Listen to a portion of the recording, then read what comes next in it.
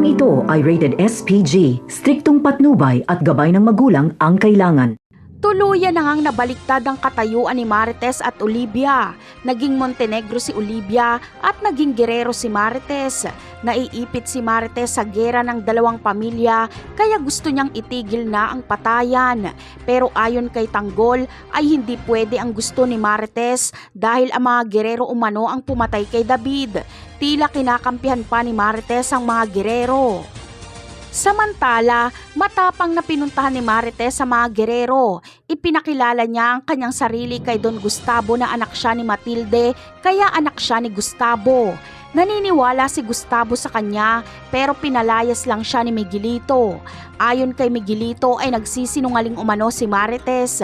Hiniling ni Marites kay Gustavo na itigil na ang patayan. Samantala, ipinag-utos ni Roberto kay Colonel Romero na patayin si Fatima, kaya matutunton nila Colonel Romero sila Fatima sa sementeryo. Sakto namang darating sila Tanggol dahil may isip ni Tanggol ang pangako niya kay Fatima na proprotektahan niya ito, kaya nakasagupan nila Tanggol sila Colonel Romero.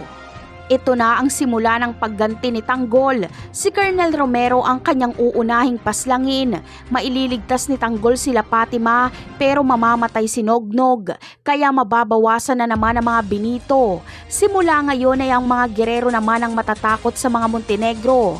Dahil si Tanggol naman ang aatake. Iisa-isahin niya ang mga Guerrero at si Miguelito ang kanyang uunahin. Samantala, inutos ni Pilar sa kanyang mga tauhan ang pagdukot kay Tinding.